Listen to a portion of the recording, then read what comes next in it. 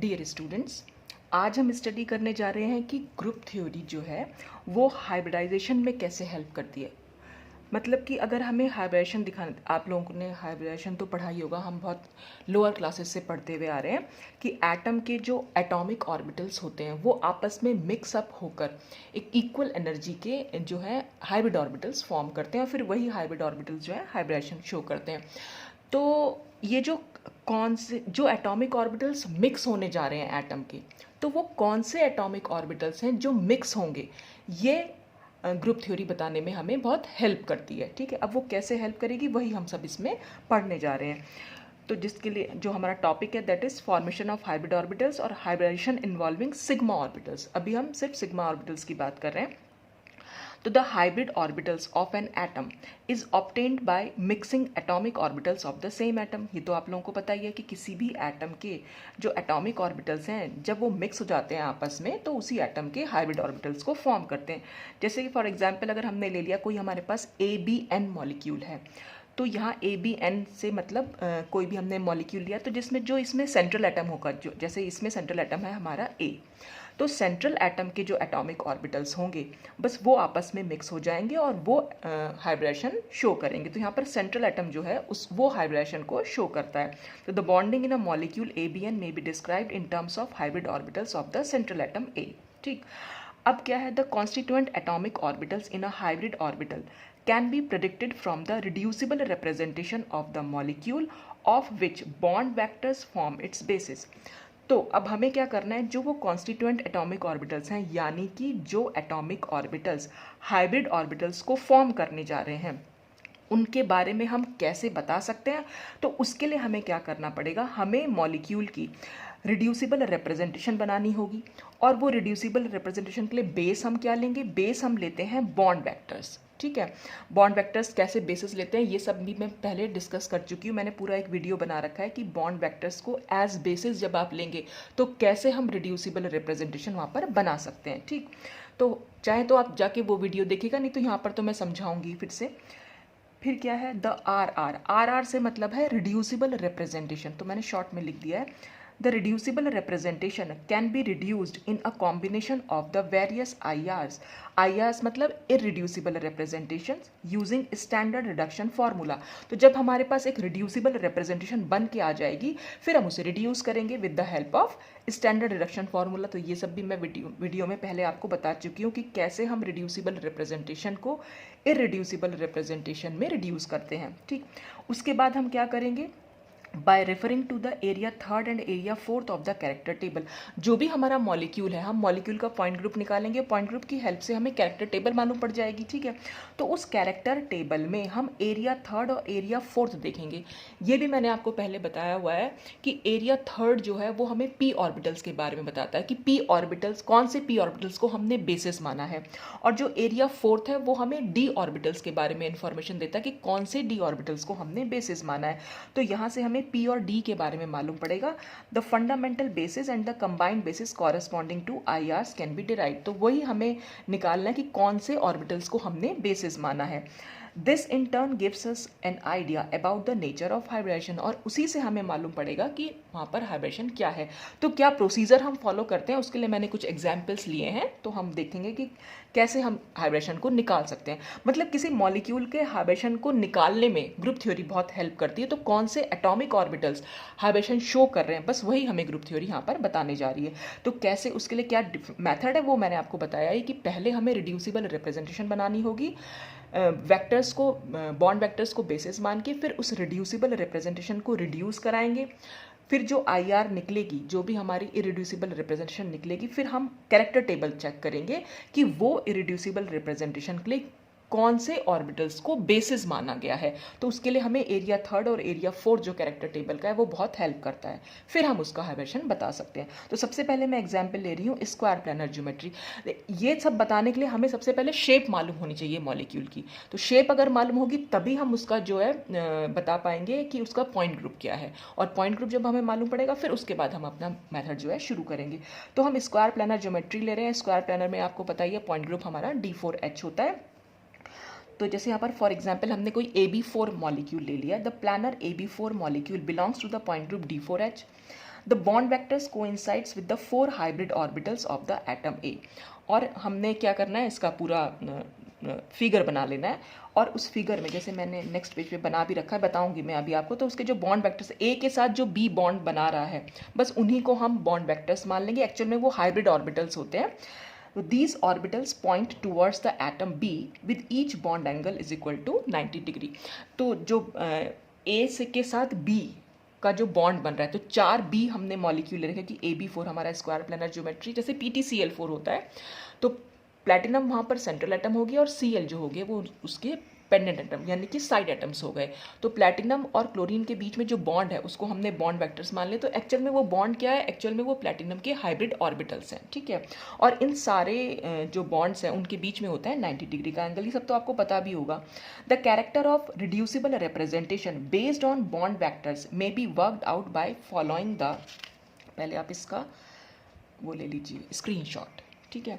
तो अब हम क्या करेंगे, हम बॉन्ड वेक्टर की हेल्प से वो रिड्यूसिबल रिप्रेजेंटेशन बनाएंगे, और उसके लिए हमें ज़रूरत पड़ेगी कि बॉन्ड वेक्टर्स में हम कैरेक्टर कैसे निकालेंगे, और उसके लिए क्या मेथड हम यूज़ कर रहे हैं। बॉन्ड वेक्टर्स को बेसिस मानकर हम रिड्यूसिबल रिप्रेजेंटेशन का कैरेक्टर कैसे निकालेंगे, उसके लिए हम क्या कर रहे हैं, by following the guidelines stated as follows. तो हम क्या करेंगे, जो जैसे ये मैंने ये स्ट्रक्चर बना दिया, ये ए एटम है, सेंट्रल एटम। ये 4 एटम्स हमने लिए हैं जिसको मैंने नाम दे दिया है B1, B2, B3, B4। तो ये हमारी स्क्वायर प्लानर ज्योमेट्री आ गई। ये हमारी एक्स एक्सिस है, ये वाई एक्सिस है, और जेड एक्सिस हमारी कुछ इस तरह से हो जाएगी, ठीक है। और यहाँ जो बॉन्ड वेक्टर्स हैं, यानी ए के साथ जो बी का बॉन्ड है, एक्चुअल में ये हाइब्रिड ऑर्बिटल्स होते हैं, ठीक है। ए के हाइब्रिड ऑर्बिटल्स हैं। अब वो कौन से हाइब्रिड ऑर्बिटल्स हैं, कौन से ए के कौन से एटॉमिक ऑर्बिटल्स आपस में मिक्स होकर हाइब्रिड ऑर्बिटल्स बनाएंगे, वही हम पढ़ने जा रहे हैं। तो ये जो बॉन्ड है, इनको बॉन्ड वेक्टर्स की तरह हमने यूज़ किया है, मतलब वेक्टर्स की तरह यूज़ किया है। तो हम इनका नाम दे रहे हैं, ये R1 है, ये R2, ये R3, ये R4, ठीक है।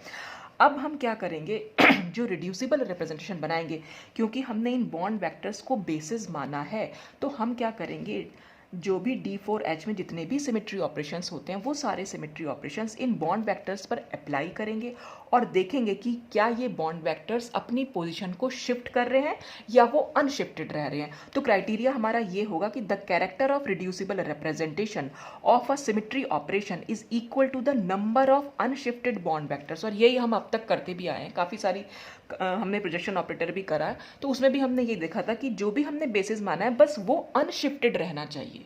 अगर वो अनशिफ्टेड है तो वो कैरेक्टर को +1 देता है, और अगर वो शिफ्ट हो जाएगा तो फिर वो 0 देगा कैरेक्टर को, ठीक है। तो अब हम देख लेते हैं कैसे हम वो कैरेक्टर्स डिराइव करेंगे। The set of characters for the symmetry operations of the point group D4H is shown here. तो मैंने यहाँ पर ये कैरेक्टर्स कैसे आए हैं वो बता दिया है। तो ये पूरी ज्योमेट्री। अब सबसे पहले देखिए, हमने E अप्लाई किया, इन बॉन्ड वेक्टर्स पर E अप्लाई करना है। E अप्लाई यानी आइडेंटिटी एलिमेंट ऑपरेशन जब हम अप्लाई कर रहे हैं, तो क्या कोई चेंज होगा मॉलिक्यूल में? कोई चेंज नहीं होने वाला, क्योंकि आइडेंटिटी का मतलब हम कुछ भी नहीं कर रहे हैं। तो ये सारे वेक्टर्स अपनी ही जगह पे रहेंगे। तो क्योंकि कुल मिलाकर ये 4 वेक्टर्स हैं, तो इसलिए हमारा कैरेक्टर जो हो जाएगा वो 4 हो जाएगा, ठीक। अब हम अप्लाई करेंगे C4। C4 क्या है? C4 है कुछ इस तरीके से, C4 Z एक्सिस, हाँ ठीक है। अब हम C4 का मतलब क्या होता है कि हम मॉलिक्यूल को 90 डिग्री पर रोटेट कर रहे हैं, और 90 डिग्री पर रोटेट करने का मतलब ये हुआ कि इस तरह से रोटेट कर रहे हैं कि B4 B1 की जगह पे जाएगा, B1 B2 की जगह पे, B2 B3 की जगह पे, और B3 B4 की जगह पे। ये तो अब तक आपको समझ में आ ही गया होगा कि हम इतने टाइम से इसको डिस्कस करे जा रहे हैं ग्रुप थ्योरी में। तो अब क्या होगा, सारे, क्योंकि जब सारे एटम्स चेंज हो रहे हैं तो ये बॉन्ड वेक्टर्स भी साथ साथ चेंज हो जाएंगे, ठीक है। तो R1 R2 की जगह पे जाएगा, ये यहाँ जाएगा, ये यहाँ, और ये यहाँ पर चला जाएगा। तो चारों ही बॉन्ड वेक्टर्स जो हैं वो शिफ्ट हो जाएंगे अपनी पोजीशन से, इसीलिए वो 0 प्रोवाइड करते हैं, ठीक। अब हम यहाँ पर C2 है, और ये C2 कौन सी है, ये बात मैं पहले भी बता चुकी हूँ। ये C2 इस C4 के ही कोलिनियर है, ये इसी में से निकली है।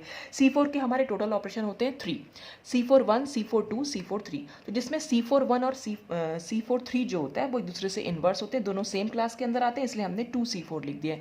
और बाकी जो हमारा C4 2 बचा, C4 2 का मतलब हम मॉलिक्यूल को 180 डिग्री पर रोटेट कर रहे हैं। C4 1 में हमने 90 डिग्री लिया, C4 2 में फिर से हमने 90 डिग्री लिया, तो 180 डिग्री हो गया। तो इसका मतलब हम C2, तो ये C2Z है और C2Z का मतलब होता है फिर से यही, क्योंकि ये कोलिनियर है C4 के, तो C2 भी वहीं से जा रही है जहाँ से C4 जा रही होगी।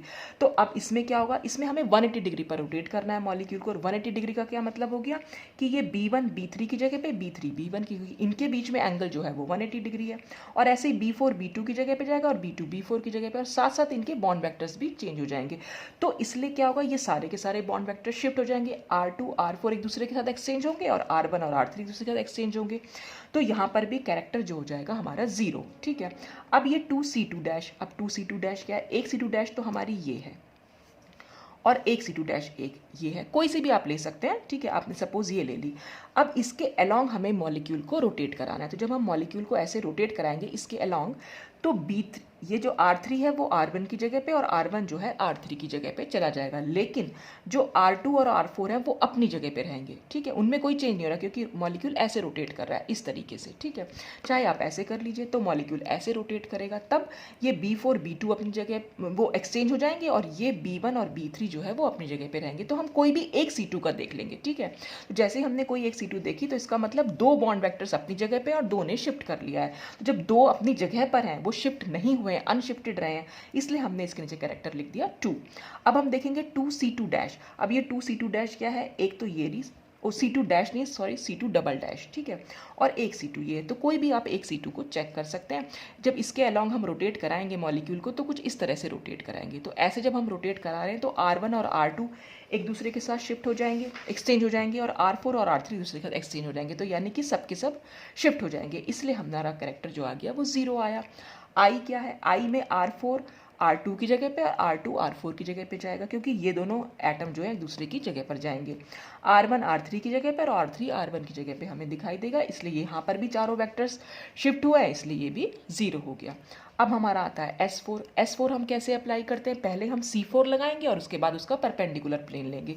तो जैसे ही हम C4 लगाएंगे, क्योंकि चारों एटम्स ने अपनी पोजीशन को चेंज कर लिया है, तो यहाँ तो चारों शिफ्ट, चाहे आप फिर सिग्मा प्लेन लगाएं चाहे ना लगाएं, वो तो फिर क्योंकि पहली बार में जब शिफ्ट हो गए हैं तो फिर इसका मतलब S4 तो हमारा 0 दे देगा, ठीक है।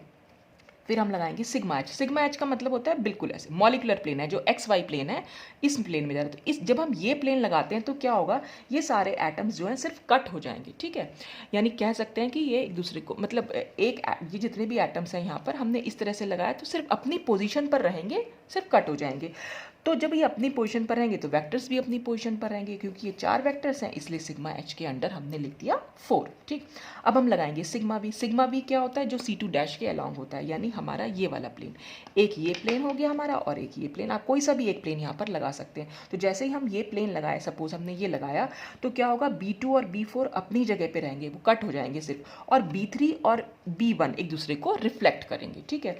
तो यानी R3 और R1 तो अपनी पोजीशन चेंज करेंगे, लेकिन R2 और R4 अपनी जगह पर ही रहेंगे, इसलिए जो है ये यहाँ पर हमने 2 लिख दिया है, ठीक। अब 2 सिग्मा डी लगा रहे हैं, 2 सिग्मा डी जो हमारा C2 डबल डैश के कोलिनियर है, ठीक है, जैसे यहाँ पर और या यहाँ पर। तो जब हम सपोज हमने ये लगाया तो क्या होगा, B2 और B3 अपनी पोजीशन चेंज करेंगे, यानी यहाँ पर रिफ्लेक्शन हो जाएगा, और B1 और B4 एक दूसरे को रिफ्लेक्ट करेंगे। तो इसलिए यहाँ पर भी चारों ने अपनी पोजीशन को चेंज किया, क्योंकि एटम्स चेंज हुए हैं तो इसलिए वेक्टर्स भी चेंज हुए हैं, तो यहाँ पर आ जाएगा 0, ठीक। तो इस तरह से हमारे पास ये जो रिप्रेजेंटेशन निकल के आएगी वो हमारी हो जाएगी रिड्यूसिबल रिप्रेजेंटेशन, ठीक है। अब इसको हमें फिर रिड्यूस कराना है। रिड्यूस कैसे कराएंगे, स्टैंडर्ड डिडक्शन फार्मूला लेंगे, तो उसके लिए हमें D4H की कैरेक्टर टेबल की ज़रूरत पड़ेगी। जैसे ये आई हमारे पास, ये D4H की कैरेक्टर टेबल है। तो मैंने आपको बताया भी ये कई बार, फिर से एक बार मैं समझा देती हूँ कि रिडक्शन फार्मूला में हम क्या करते हैं। पहले तो हमने लिखा यहाँ पर ये 1 ऑर्डर लिख देंगे यहाँ पर, ठीक है। उसके बाद हमें क्या करना है, हर ऑपरेशन के अंडर जो कैरेक्टर लिखा है, पहले तो हम रिड्यूसिबल रिप्रेजेंटेशन के अंडर लिख लिया, ठीक है, 4, और उसको मल्टीप्लाई करना है किससे, जैसे हम A1G के लिए निकाल रहे हैं, हमें हर रिप्रेजेंटेशन के लिए निकालना है, हम A1G के लिए निकाल रहे हैं, तो A1G में भी E के अंडर देखेंगे कैरेक्टर क्या है, इंटू 1। और ठीक इससे पहले हम E के पहले जो नंबर लिखा हुआ होता है उसको भी लिखते हैं, क्योंकि यहाँ पर E के पहले कोई नंबर नहीं है तो हमने इसको सब 1 मान लिया, फिर हम प्लस करेंगे, ठीक है। फिर हम C4 के अंडर देखेंगे, यहाँ पर C4 0 है तो ये तो 0 हो ही जाने वाला है, इसको इससे मल्टीप्लाई करेंगे तो 0 ही आएगा, ये भी 0 हो जाने वाला है। फिर हम ये 2C2 डैश देख लेते हैं। 2C2 डैश में क्योंकि यहाँ पर सबसे पहले नंबर देख लिया, तो यहाँ पर क्या हो जाएगा 2, और इसके अंडर करेक्टर देखा मल्टीप्लाई बाय 2, और ऐसे ही इसका भी करेक्टर देख लिया, इसके करेक्टर क्या है 1, तो इंटू 1, फिर प्लस करेंगे। तो इस तरह से हम हर एक के साथ करते चले जाएंगे हर ऑपरेशन में, और हर ऑपरेशन में ये नंबर ज़रूर ध्यान रखना है आपको। और रिड्यूसिबल रिप्रेजेंटेशन का करेक्टर उस ऑपरेशन के अंडर, और रिड्यूसिबल रिप्रेजेंटेशन का करेक्टर उसके अंडर, और फिर हम टोटल देखेंगे कि हमारा 0 आ रहा है, +1 2 3 कुछ भी जो भी आ रहा है, तो उस तरह से हमें निकालना है। तो अगर हम A1G के लिए निकाल रहे हैं तो यहाँ पर हमारी रिड्यूसिबल रिप्रेजेंटेशन जो है वो कुछ इस तरह से रिड्यूस हो जाएगी इरिड्यूसिबल रिप्रेजेंटेशन में। तो ये सब मैं पहले भी अगर ये आपको नहीं समझ में आ रहा है तो पहले आप मेरा वीडियो देखिएगा कि हम कैसे एक रिड्यूसिबल रिप्रेजेंटेशन को इरिड्यूसिबल रिप्रेजेंटेशन में चेंज करते हैं, ठीक है। तो हमारे पास ये इरिड्यूसिबल रिप्रेजेंटेशन का कॉम्बिनेशन हमारे पास आ जाएगा, ठीक है। अब ये जब हमारे पास ये कॉम्बिनेशन आ गया तब हम क्या करेंगे, फिर से हमें कैरेक्टर टेबल की हेल्प लेनी पड़ेगी। अब कैरेक्टर टेबल से हम ये देखेंगे कि we find that the atomic orbitals which form the basis of these IRs, कि मतलब जो हमने ये इरिड्यूसिबल रिप्रेजेंटेशन निकाली है कैरेक्टर टेबल में, हम एरिया 3rd और एरिया 4th इन आईआरस के आगे देखेंगे कि एरिया 3rd और एरिया 4th में कौन सा सिंबल लिखा हुआ है, ठीक है। जैसे कि फॉर एग्जाम्पल सपोज देखिए ये, ठीक है, A1G है। A1G में ये हमारा एरिया 3rd होता है और ये हमारा एरिया 4th होता है। अगर आपको ये नहीं दिख रहा है तो ऐसे, ठीक है। अब यहाँ पर हमें ये वाला जो है, यहाँ पर जो x, y और z लिखा हुआ है उसका मतलब होता है कि हमने p ऑर्बिटल्स को बेसिस माना है, ठीक है। और जो यहाँ पर xz, yz, xy या x square minus y square और dz स्क्वायर, वो सॉरी z स्क्वायर, इनका मतलब होता है कि हमने d ऑर्बिटल्स को बेसिस माना है। तो अगर हम A1G के आगे देखें तो A1G के आगे आपको लिखा हुआ दिखाई देगा z स्क्वायर, इसका मतलब होता है dz स्क्वायर।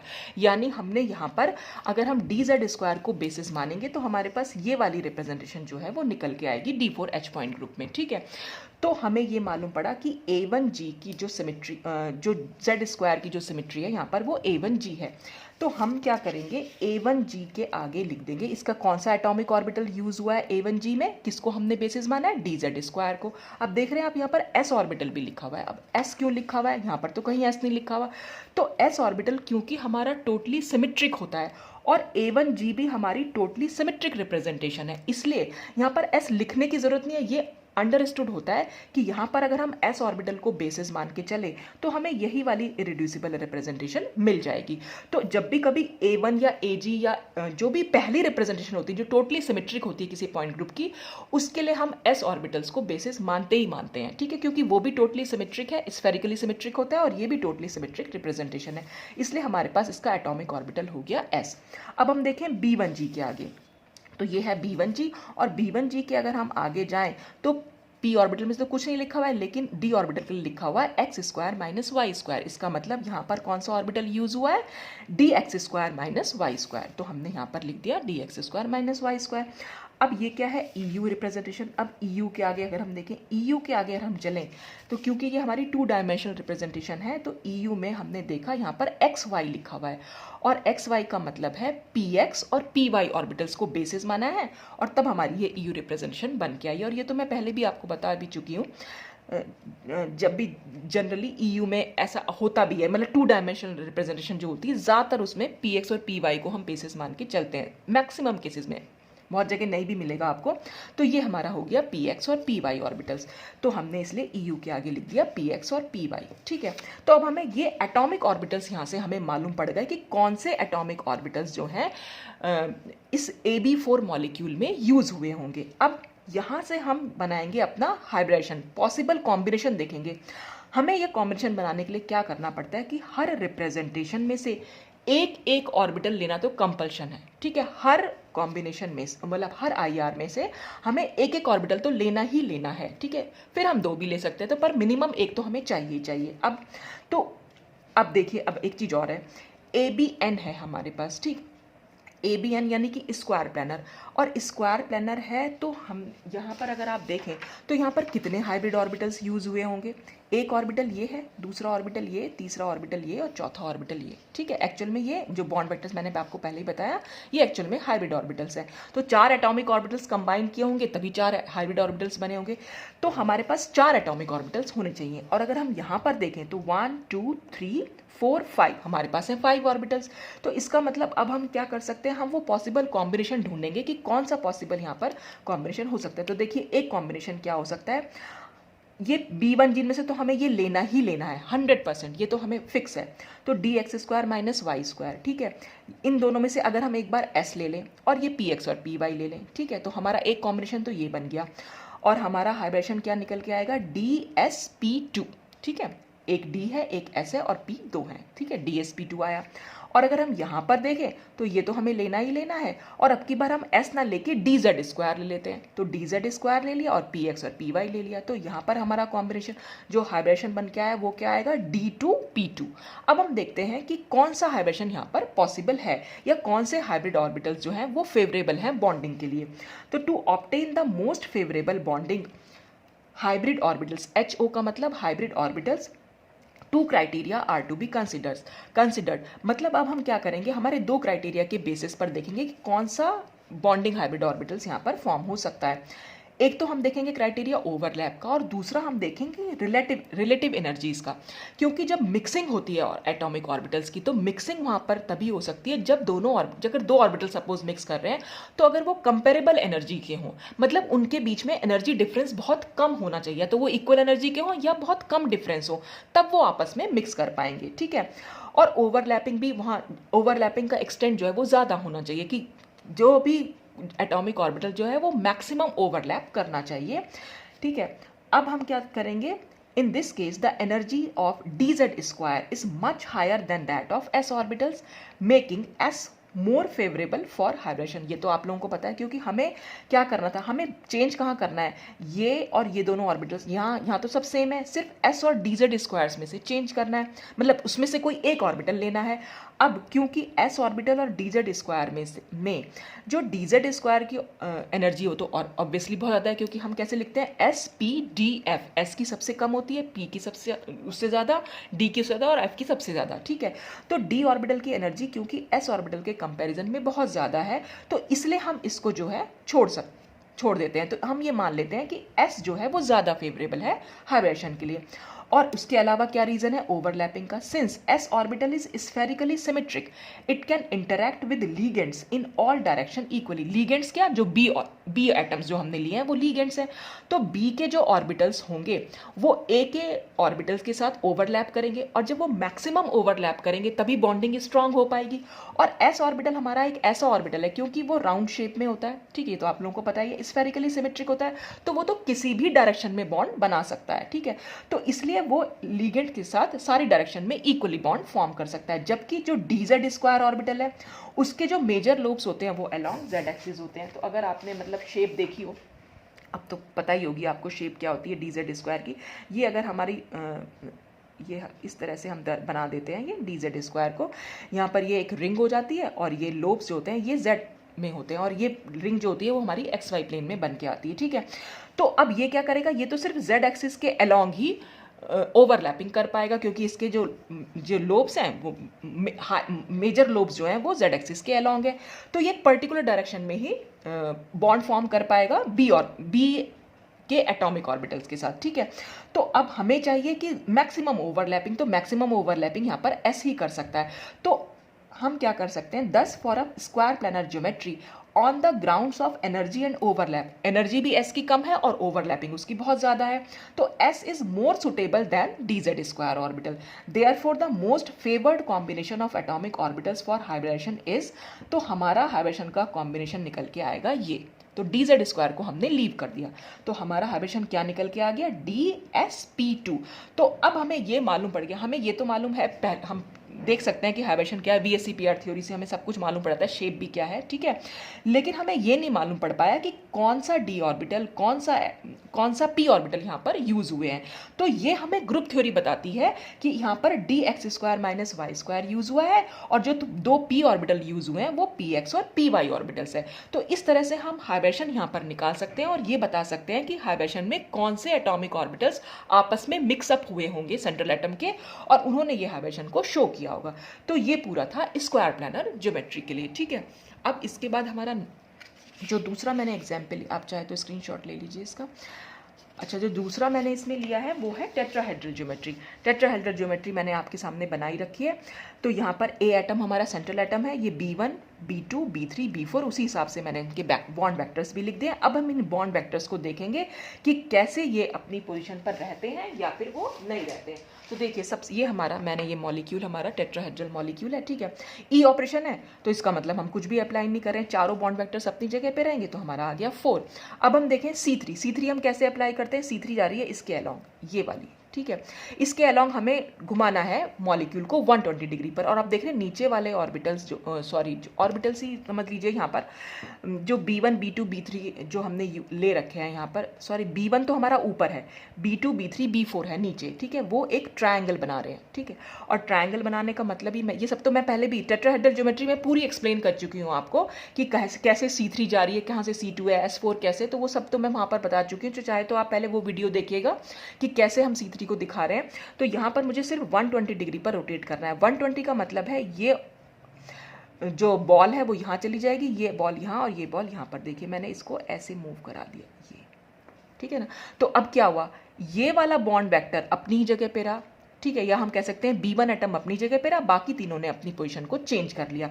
तो इसलिए क्योंकि एक बॉन्ड वेक्टर हमारा अनशिफ्टेड रहा, इसलिए इसने यहाँ पर हमने A1 लिख दिया, ठीक है। अब हम C2 हम कैसे देख सकते हैं। C2 के लिए हमें मॉलिक्यूल को ऐसे रखना पड़ेगा, ठीक है। C2 का मतलब होता है 180 डिग्री रोटेशन। 180 हम कैसे कराएंगे, ये वाला बॉल यहाँ जाएगी, ये यहाँ जाएगी, ये यहाँ और ये यहाँ, तो हमारा हो जाएगा 180 डिग्री का रोटेशन, ठीक है। 180 डिग्री का रोटेशन कराएंगे, तो मैंने इसको कराया, यूँ घुमाया और ये करा दिया 180 डिग्री, ठीक। मतलब ये मेरा मॉलिक्यूल था, इस तरह से मैंने पकड़ा, और C2 मैंने इसमें, और C2 कहाँ से जा रही है, कुछ इस तरीके से जा रही है यहाँ से, ठीक। तो जब C2 को मैंने अप्लाई किया, फिर से एक बार दिखा देती हूँ, तो क्या हो गया, हमारे ये चारों जो बॉल्स थी वो चारों ने चारों अपनी पोजीशन से शिफ्ट हो गई। तो जब चारों अपनी पोजीशन से शिफ्ट हो गई तो इसलिए यहाँ पर आ गया 0। अब हम जा रही हैं S4 की तरफ। S4 के लिए हमें क्या करना पड़ेगा, S4 के लिए हमें पहले C4 अप्लाई करनी पड़ेगी। ये हमारा मॉलिक्यूल सपोज मैंने ऐसे रखा हुआ है, तो जब हम 180 डिग्री घुमा रहे थे तो ये बॉल यहाँ जा रही थी। तो अगर हमें S4 के लिए पहले हमें C4 अप्लाई करना पड़ेगा। C4 के लिए हमें मॉलिक्यूल को 90 डिग्री पर रोटेट करना पड़ेगा, और 90 डिग्री का मतलब है मॉलिक्यूल को सिर्फ इतना रोटेट कर देना, क्योंकि जब हम पूरा रोटेट कर रहे हैं तो 180 डिग्री है, तो जब यहाँ से यहाँ इतना रोटेट करेंगे तो 90 डिग्री। तो जैसे ही मैं मॉलिक्यूल को C4 दिखाती हूँ, C4 मतलब 90 डिग्री पर रोटेट करती हूँ, तो ये चारों एटम्स अपनी पोजीशन को शिफ्ट कर जाते हैं। और फिर हम चाहे इसमें सिग्मा प्लेन लगाएं चाहे ना लगाएं, क्योंकि पहले ही शिफ्ट कर गए हैं वो, तो इसलिए हमारा इसका मतलब हो गया S4 भी हमारा 0 हो जाएगा। तो S4 हमारा 0 लिख देंगे। अब हम सिग्मा डी को कैसे दिखा सकते हैं, सिग्मा डी हम कैसे दिखाएंगे। सिग्मा डी जा रहा है कुछ इस तरीके से, सिग्मा डी ऐसे जा रहा है। इसका मतलब क्या, जब ये प्लेन हम ऐसे लगाएंगे तो ये दोनों बॉल्स अपनी ही जगह पे रहेंगी, सिर्फ कट हो जाएंगी, और ये दोनों बॉल्स एक दूसरे को रिफ्लेक्ट करेंगी। यानी ये बॉन्ड वेक्टर और ये बॉन्ड वेक्टर एक दूसरे के साथ एक्सचेंज हो जाएंगे, जबकि ये दोनों बॉन्ड वेक्टर्स अपनी जगह पे रहेंगे। तो हमने इसी के लिए, जब दो बॉन्ड वेक्टर अनशिफ्टेड रहे तो हमने 2 लिख दिया। फिर हम इसको रिड्यूस करा देंगे। रिड्यूस कराने पर हमें A1 और T2 जो है हमारी ये मिल जाएगी। अब हमें देखना है कि A1 के आगे क्या लिखा हुआ है, हम करेक्टर टेबल की हेल्प लेंगे। तो अब हम ये देखिए, ये मैंने करेक्टर टेबल बुक यहाँ पर ले रखी है, तो अगर ये दिख रहा होगा, ये हमारी टेट्राहेड्रल ज्योमेट्री है। तो अगर हम A1 के आगे देखें, तो A1 के आगे अगर हम चलें तो हमारे पास जो लिखा हुआ आ रहा है, देखिए यहाँ पर है x² + y² + z²। तो ये कुछ नहीं है, यहाँ पर हमारा कोई d ऑर्बिटल ऐसा होता ही नहीं है, ठीक। लेकिन ये मैंने आपको बताया था अभी अभी कि A1 जो है हमारा s ऑर्बिटल को शो करता है। क्यों, s ऑर्बिटल को बेसिस अगर हम माने तो हमें A1 रिप्रेजेंटेशन जो है यहाँ पर निकल के आ जाएगी। तो इसलिए A1 के आगे हम लिख देंगे कि हमारा s ऑर्बिटल यूज हुआ है। तो A1 यहाँ पर एटॉमिक ऑर्बिटल हो गया s, ठीक है। अब हम देखेंगे T2 को। तो देखिए अगर हम T2 की बात करें तो T2 है सबसे नीचे लिखा हुआ, आई होप कि आपको दिखाई दे रहा होगा, ये ऐसे, ठीक है। अगर हम T2 के आगे जाएं तो देखिए यहाँ पर अगर आप देखें तो x, y और z लिखा है। इसका मतलब पी एक्स, पी वाई और पी जेड। और फिर हम डी ऑर्बिटल के लिए आगे देखें तो लिखा हुआ है एक्स वाई, एक्स जेड और वाई जेड। तो इसका मतलब हुआ d x y, d x z और डी वाई जेड यहाँ पर इन्वॉल्व हुए हैं। तो यही चीज़ हमने यहाँ पर T2 के आगे लिख दी। ठीक, अब हम अपने पॉसिबल कॉम्बिनेशन देखेंगे। तो S तो हमें लेना ही लेना है, और क्योंकि हमें 4 ऑर्बिटल्स चाहिए तो हमने एक S ले लिया और बाकी के 3 P ले लिए। एक कॉम्बिनेशन तो हमारा ये हो जाएगा, तो उससे हमारा हाइब्रिडेशन क्या निकल के आएगा, sp3।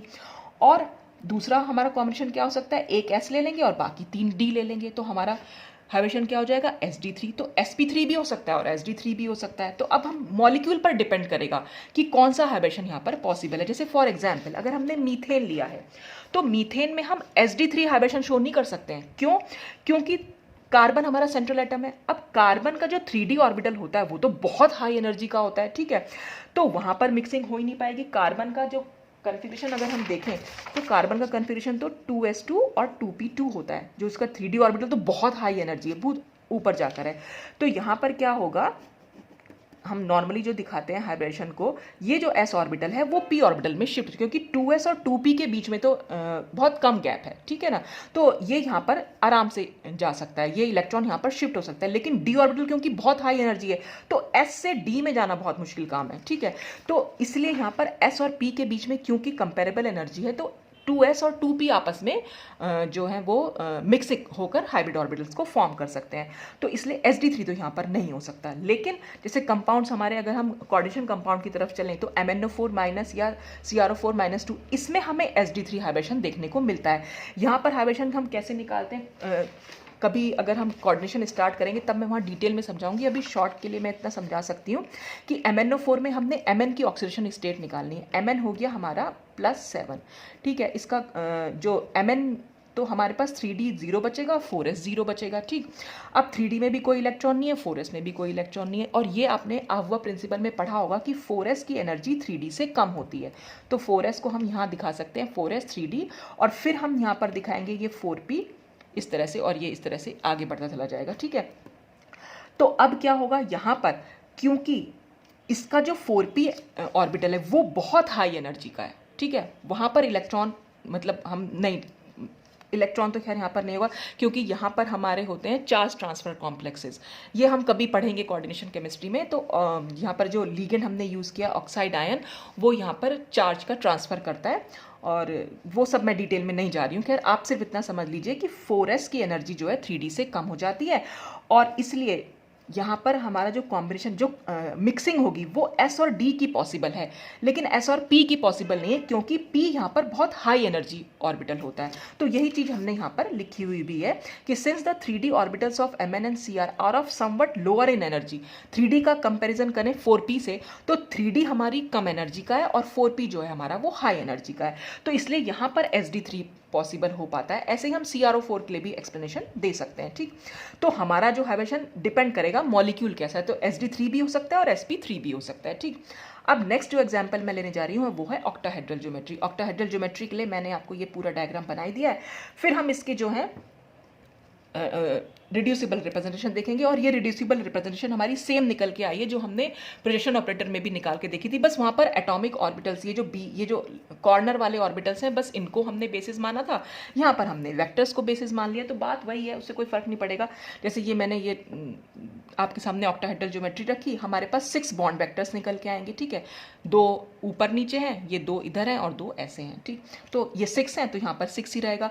C3 हमें अप्लाई करनी है। अब C3 हम कैसे अप्लाई कर सकते हैं, C3 हम ये इस तरह से, यहाँ पर ये ऐसे जा रही है यहाँ से C3, जब हम C3 घुमाएंगे तो ये तीनों भी अपनी पोजीशन को एक्सचेंज करेंगे और ये तीनों भी अपनी पोजीशन को एक्सचेंज करेंगे, तो इसलिए यहाँ पर 0 हो जाएगा, ठीक है।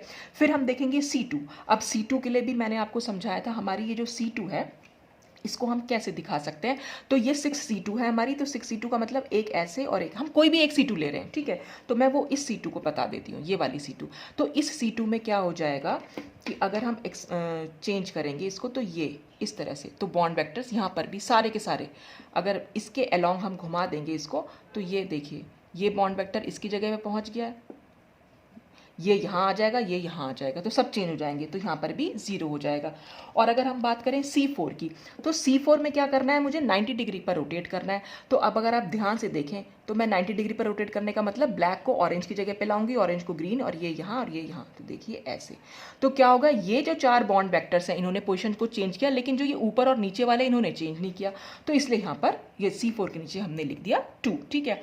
और ये 3C2 भी इसी में से, ये कोलिनियर है, ये सब मैं पहले समझा चुकी हूँ, ये इसके अलोंग हम देखेंगे। तो यहाँ पर भी हम क्या कर रहे हैं, इसको इसकी जगह पे लाना है, इसको इसकी जगह पे और इसको इसकी जगह पे। तब हमने ऐसे घुमाया और फिर से क्या होगा, ये दोनों जो हैं अपनी, जो ऊपर नीचे वाले हैं वो अपनी पोजीशन पर रहेंगे, ठीक है। आई क्या करेगा, आई ये वाला बॉन्ड वेक्टर नीचे वाला ऊपर, ऊपर वाला नीचे, ये लेफ्ट वाला राइट, राइट वाला लेफ्ट, ये वाला यहाँ, ये वाला यहाँ, इस तरह से दिखाई देगा, ये भी 0 हो जाएगा। ऐसे ही S4 अप्लाई करने के लिए पहले हमें C4 अप्लाई करना पड़ेगा, और C4 के लिए तो हमारा पहले से C4 में, हाँ अब देख लीजिए इसमें क्या है, C4 में हमारा 2 आ रहा है। देखिए हम C4 जब हम घुमा रहे हैं तो C4 का मतलब है ऐसे।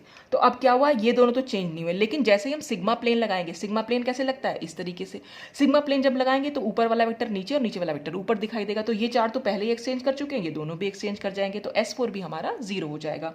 अब S6 कहाँ से जा रहा है, S6 हमारा इस तरह से जा रहा है, यहाँ जहाँ से C3 जा रही थी, पहले हमें C6 अप्लाई करनी पड़ेगी। तो जब हम C6 अप्लाई करेंगे तो ये क्या करेंगे, हमें 60 डिग्री पर घुमाना है। तो 60 डिग्री पर घुमाने का मतलब है हम मॉलिक्यूल को, इस ऑरेंज बॉल को ठीक इस रेड के ऊपर लेके आएंगे, ग्रीन को ठीक इसके ऊपर लेके आएंगे और इसको ठीक इसके ऊपर लेके आएंगे। तो आप देखेंगे जैसे ही हम S6 अप्लाई करेंगे सारे के सारे पोजीशन जो हैं वो चेंज हो जाएंगी। तो देख लेते हैं कि हमने कैसे किया, ये ऐसे ले आए हम। तो आपने देखा ये तीनों भी एक्सचेंज हो गए, वो नीचे वाले तीनों भी एक्सचेंज हो गए। फिर चाहे आप सिग्मा प्लेन लगाओ चाहे ना लगाओ, वो तो हम पहले ही एक्सचेंज कर चुके हैं। तो हमारा तो वेक्टर पता चल गया कि सारे ने शिफ्ट कर लिया, तो हमारा यहाँ पर 0 हो जाएगा, ठीक है। अब हम लगाएंगे सिग्मा एच। सिग्मा एच हम कैसे लगा सकते हैं, ये हमारा मॉलिक्यूल था, सिग्मा एच हम लगाएंगे ऐसे, इस तरह से कट करता हुआ। तो इन 4 बॉल्स को कट करेगा और ऊपर और नीचे वाली बॉल्स को रिफ्लेक्ट करेगा। तो यानी ये 4 बॉन्ड वेक्टर्स अपनी जगह पे रहेंगे, इसलिए हमने यहाँ पर C4 जो है ये 4 लिख दिया है यहाँ पर, क्योंकि 4 बॉन्ड वेक्टर्स ने अपनी जगह को चेंज नहीं किया। अब हम आते हैं 6 सिग्मा डी। 6 सिग्मा डी कैसे, यहाँ पर हम एक सिग्मा डी देख लेते हैं, ये वाला, ये कट करता हुआ जाएगा इस तरीके से। तो ये दोनों बॉल एक दूसरे को एक्सचेंज करेंगी और ये दोनों बॉल एक दूसरे को एक्सचेंज करेंगी, लेकिन ये जो ब्लैक और जो ग्रीन है वो अपनी जगह पे रहेंगी, सिर्फ कट हो जाएंगी। तो ये बॉन्ड वेक्टर्स भी अपनी जगह पे रहेंगी, तो इसलिए हमने यहाँ पर लिख दिया 2, ठीक है। तो इस तरह से हम देख सकते हैं कि हमारी जो है रिप्रेजेंटेशन बन के आई। अब हम इसको रिड्यूस करा लेंगे। रिड्यूस कराने पर बस हमें क्या करना है, कैरेक्टर टेबल देखनी है। रिड्यूस कराने पर A1G, EG और T1U हमें मिलेगी, ये मिली हमें, ठीक है। फिर हम अगर अपनी ऑक्टाहेड्रल की रिप्रेजेंटेशन देखें तो A1G के आगे तो ऐसे ही लिखा हुआ मिलेगा आपको। देखिए ये हमारी ये है। अब A1G से आगे हम आगे गए तो ये x square y square z square, इसका कोई मतलब नहीं है हमारे लिए अभी। तो हम यहाँ पर कुछ नहीं लिखा है, तो मैंने बताया भी था A1G क्योंकि टोटली सिमेट्रिक है तो वो s ऑर्बिटल तो लिखना ही लिखना है, तो हमने s लिखा। अब EG के आगे हम देखें तो EG हमारी है ये, देखिए EG के आगे अगर आप ध्यान से दें तो आप यहाँ देखेंगे, यहाँ लिखा हुआ है 2z square minus x square minus y square, देख रहे हैं आप। और फिर आगे लिखा हुआ है x square minus y square. तो एक ऑर्बिटल तो हमारा हो जाएगा d x square minus y square. और ये क्या चीज लिखी हुई है, ये एक्चुअल में डी जेड स्क्वायर ऑर्बिटल है। आप लोगों ने अगर कभी प्रीवियस क्लासेस में पढ़ा होगा, डी जेड स्क्वायर ऑर्बिटल हमारा 2 ऑर्बिटल्स का लीनियर कॉम्बिनेशन होता है। और वो कौन से 2 ऑर्बिटल्स होते हैं, एक होता है d z square minus y square और एक होता है d z square minus x square. और उन दोनों के लीनियर कॉम्बिनेशन से हमारे पास ये कॉम्बिनेशन हमारा निकल के आता है। फिर हम इसको पूरा सॉल्व करते हैं, वो क्वांटम केमिस्ट्री में है। तो डी जेड स्क्वायर हमारा, तो जब भी कभी आपको ये दिखाई दे इसका मतलब होता है डी जेड स्क्वायर ऑर्बिटल। तो इसका मतलब ईजी में डी जेड स्क्वायर ऑर्बिटल, यहाँ पर देख रहे हैं आप ईजी यहाँ पर लिखा हुआ है। और ईजी के अगर आपको दिखाई दे रहा है तो EG के आगे हम जा रहे हैं और ये हमारा यहाँ पर लिखा हुआ है। तो हमने लिख दिया डी जेड स्क्वायर, और क्योंकि यहाँ पर x square minus y square भी लिखा है तो ये हमारा हो गया d x square minus y square. अब हम देखेंगे T1U रिप्रेजेंटेशन में कौन से एटॉमिक ऑर्बिटल्स को बेसिस बनाया गया है। तो ये है हमारा T1U, ये है हमारा T1U, ठीक है। T1U से अगर हम आगे की साइड चले तो हमें लिखा मिल गया x y z, इसका मतलब px py और pz। तो हमने लिख दिया px py pz। और हमने अगर अपनी ज्योमेट्री को देखें तो हमें 6 हाइब्रिड ऑर्बिटल्स चाहिए, 1 2 3 4 5 6। और यहाँ पर कितने ऑर्बिटल्स हैं, 1 2 3 4 5 6। तो 6 के 6 हैं, तो हमारा पॉसिबल कॉम्बिनेशन अपने आप से हमें मालूम पड़ गया D2sp3। तो हमारा हाइब्रिडेशन हो जाएगा D2sp3। तो इस तरह से ग्रुप थ्योरी हमारी बहुत हेल्प करती है ये बताने में कि कौन से d ऑर्बिटल्स और कौन से p ऑर्बिटल्स यहाँ पर यूज हुए होंगे। s ऑर्बिटल तो हमारा एक ही होता है, तो उसकी जो सिमेट्री है यहाँ से मालूम पड़ेगा। सिमेट्री की हेल्प से हम बता सकते हैं कौन से एटॉमिक ऑर्बिटल्स यहाँ पर यूज हुए हैं। तो ये पूरा मेथड था कि कैसे ग्रुप थ्योरी हमारी हेल्प करती है हाइब्रिडेशन या हाइब्रिड ऑर्बिटल्स को बताने में। ठीक, तो आज के लिए बस इतना ही। बाकी के जो लेक्चर्स हैं वो हम नेक्स्ट वीडियो में देखेंगे। Thanks for watching.